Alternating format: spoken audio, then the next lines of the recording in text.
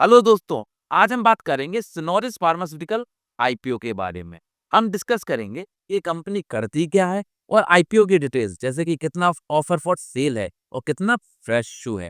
आप कब से कब तक इसमें सब्सक्राइब कर सकते हैं और आपको एक लॉट के लिए कितना पैसा खर्च करना पड़ेगा, शेयर होल्डर्स कोटा है या नहीं।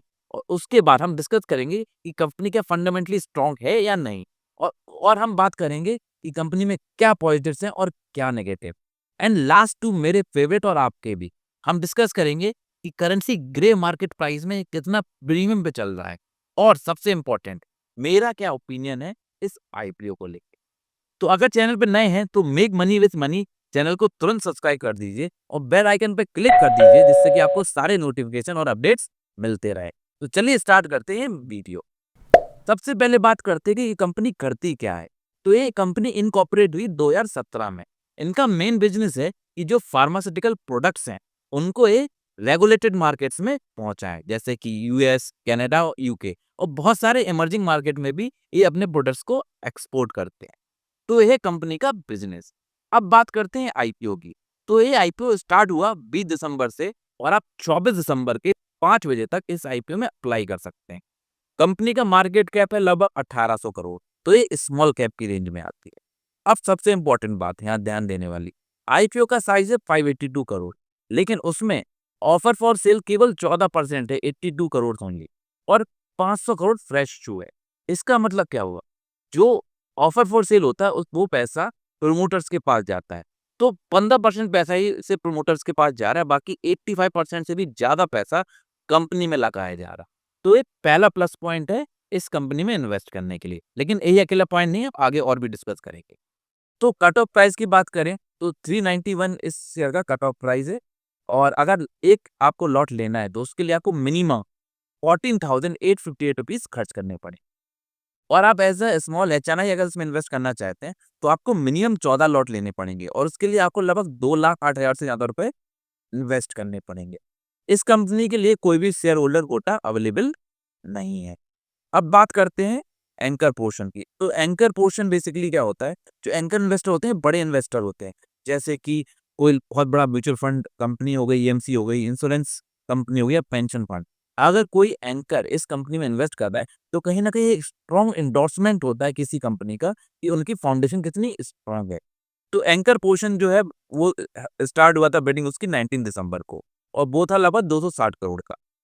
तो सबसे इंपॉर्टेंट बात है, एंकर के जब पोर्शन हम देखते हैं तो हम उसका लॉक इन पीरियड जरूर देखते हैं। तो 90 डेज का लॉक इन पीरियड है, तो 26 मार्च 2025 को लॉक इन पीरियड इसका खत्म हो जाएगा। तो अगर आप इस शेयर में अप्लाई करते हैं तो 26 दिसंबर तक आपको कंफर्म हो जाएगा कि आपको शेयर अलॉट हुआ या नहीं, और 30 दिसंबर को मोस्ट प्रोबेबली इसकी लिस्टिंग शेयर मार्केट में हो जाएगी। तो ये तो हो गई नॉर्मल आईपीओ की बात। अब जो सबसे इंपॉर्टेंट पॉइंट है कि क्या ये फंडामेंटली कंपनी स्ट्रांग है या नहीं, क्योंकि अगर कंपनी फंडामेंटली स्ट्रांग नहीं है तो उसमें मैं इन्वेस्ट करने की सलाह कभी नहीं देता। By the way let me be very clear, मैं कोई सेबी रजिस्टर्ड इन्वेस्टमेंट एडवाइजर नहीं। एक वीडियो केवल इंफॉर्मेशन और नॉलेज के पर्पज से। तो चलिए आगे बढ़ते हैं और डिस्कस करते हैं फंडामेंटल।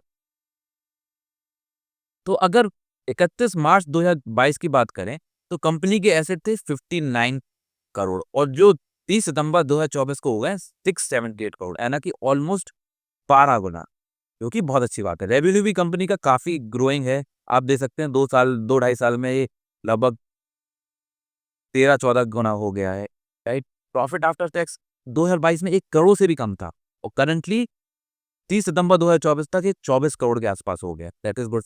कंपनी की नेटवर्थ भी बढ़ रही है, रिजर्व एंड सरप्लस यानी कंपनी के पास कैश कैश फ्लो भी बढ़ रहा है, यानी कंपनी के पास कैश है, कंपनी कैश रिच है, जो कि बहुत अच्छा पॉइंट है। टोटल बोरिंग बढ़ रही है, बट कहीं ना कहीं अगर देखा जाए तो कंपनी धीरे धीरे जैसे कि ये आईपीओ निकाल रही है और उसमें 500 करोड़ के लगभग लगभग उनको फ्रेश शेयर में इन्वेस्टमेंट है, तो मुझे लगता है बोरिंग धीरे धीरे कम हो जाएगी, तो ये बहुत बड़ा कंसर्न नहीं है। अब बात करते हैं पी रेशियो की। कंपनी की पी रेशियो 39, जो देखने में थोड़ी ज़्यादा लगती है, लेकिन जब आप अगर इनके पीयर से कंपेयर करें, जैसे कि अजंता फार्मा हो गया, एलेम्बिक हो गई, कैप्लिन पॉइंट लेबोरेटरीज हो गई, ग्लेन फार्मा हो गई, तो इनकी भी पी लगभग लगभग इसके आसपास ही आप देख सकते हैं। 41.1, 32.4, 36.9, 32.4, तो ऑलमोस्ट पी इसका जो है वो सेम है अपने पीयर्स के अकॉर्डिंग, बहुत ज़्यादा डिफरेंस नहीं है। अर्निंग पर शेयर लगभग 9.83 है, that is also okay. Profit after tax हमने देखा 2024 में लगभग 32 करोड़ के आसपास है, तो एक स्मॉल कैप कंपनी के लिए ठीक है।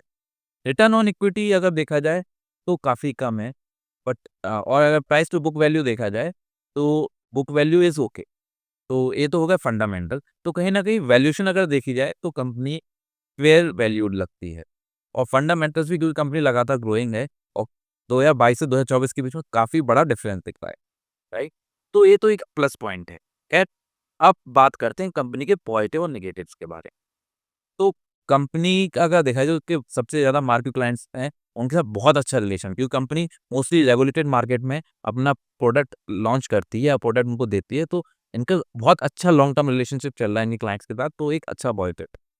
और इनकी वैल्यूएशन जैसे हम ऑलरेडी डिस्कस कर चुके हैं कि इनकी सेम वैल्यूएशन है पीयर्स के लिए, तो इसका मतलब नहीं है अभी बहुत ज़्यादा हाईली वैल्यूड नहीं है अगर मार्केट से कंपेयर करें। कंपनी कंटिन्यूअसली ग्रोइंग है, कैश रिज़र्व भी अच्छा है कंपनी का, कंपनी कैश रिच है, तो ये तो पॉजिटिव हो गए। नेगेटिव जो मुझे लगा, वो एक चीज़ मैंने देखी कि अगर आप देखेंगे कि 2022 से 24 के बीच में बहुत तेज़ी से इनका पैट ग्रो हुआ है। आप देखिए, कहाँ 1 करोड़ भी नहीं था और कहाँ सीधा-सीधा ये 6 महीने में 23 करोड़। अगर आप देखेंगे तो साल का 32 करोड़ के आस-पास है, और एसेट भी ये काफ़ी तेज़ी से ग्रो हुए हैं।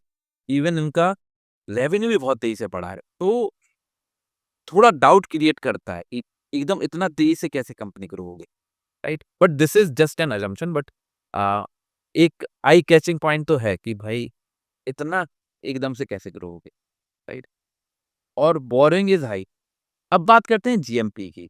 मैं रिसेंटली देख रहा हूँ कि काफ़ी सारे इन्वेस्टर केवल जीएमपी के बेसिस पे कंपनी में इन्वेस्ट कर देते हैं। अगर किसी का जीएमपी का प्रीमियम बहुत अच्छा है, तो सारे इन्वेस्टर उसमें इन्वेस्ट करने के लिए रेडी हो जाते हैं। बट मैं बोलूँगा कि आप कॉशियस रहिए, क्योंकि प्रीमियम कभी भी कम हो सकता है, राइट? सिर्फ ग्रे मार्केट प्रीमियम के बेसिस पे कभी भी किसी कंपनी में इन्वेस्ट मत करें, क्योंकि फ्यूचर में हो सकता है कि जब तक वो कंपनी लिस्ट हो, ग्रे मार्केट प्राइस डाउन चला जाए, इवन नेगेटिव भी हो सकता है, आपको लॉस भी हो सकता है। तो कंपनी अगर फंडामेंटली स्ट्रांग होगी, राइट? तो अगर आप इन्वेस्ट कर भी देते हैं और अगर आपको लिस्टिंग गेन नहीं मिलेगा, तो मिड एंड लॉन्ग टर्म में आप अच्छा गेन कमा सकते हैं, अगर कंपनी फंडामेंटली रिच है, राइट? तो जीएमपी के बेसिस पे नहीं करना है, लेकिन हम जीएमपी डिस्कस कर लेते हैं।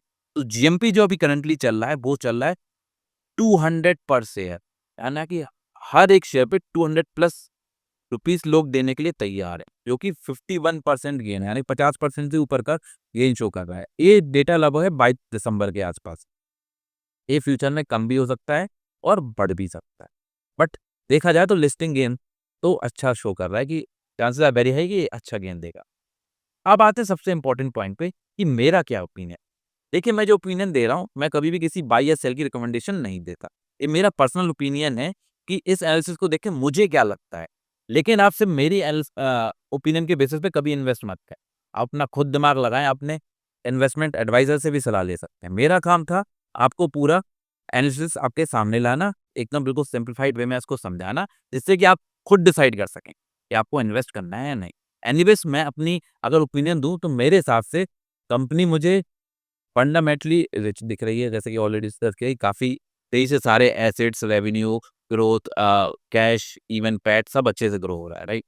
और कंपनी के जो आईपीओ वही फेयरली प्राइस्ड है, क्योंकि हमने देखा कि सारे पीयर्स भी ऑलमोस्ट सेम पी रेशियो पे ही चल रहा है। और सबसे अच्छी बात जो मुझे लगी कि इसमें 85% जो आईपीओ में जो पैसा जा रहा है वो फ्रेश इश्यू शेयर्स के लिए है, यानी कि वो कहीं न कहीं कंपनी में इन्वेस्ट किया जाएगा, कंपनी के ग्रोथ में इन्वेस्ट किया जाएगा, जो कि बहुत अच्छा पॉइंट है। तो मेरे हिसाब से तो मैं इस आईपीओ में इन्वेस्ट करने के लिए इंटरेस्टेड हूँ। मेरे हिसाब से आप इसमें इवन सिर्फ लिस्टिंग गेन के लिए नहीं, आप इस कंपनी में medium to long term investment करके भी पैसा बना सकते हैं। बट ये मेरा पर्सनल ओपिनियन है, आपके ऊपर है, आप इसमें लिस्टिंग गेन करना चाहते हैं, आप चाहते हैं कि इसको लॉन्ग टर्म रखना है, या आप इन्वेस्ट नहीं करना चाहते हैं, ये पूरी की पूरी जो रिस्पॉन्सिबिलिटी वो आपके ऊपर है। मेरा काम है आपको इन्फॉर्मेशन प्रोवाइड करना, आपको नॉलेज प्रोवाइड करना, जो कि मैंने की। तो होपफुली आपको, मुझे लगता है, वीडियो अच्छी लगी होगी। अगर वीडियो अच्छी लगी तो चैनल को सब्सक्राइब ज़रूर करें, और अगर आपको मेरे एफर्ट्स दिख रहे हैं तो इसको शेयर करके इस वीडियो को ज़्यादा से ज़्यादा लोग तक पहुँचाएँ। तो चलिए मिलते हैं अगले वीडियो। धन्यवाद।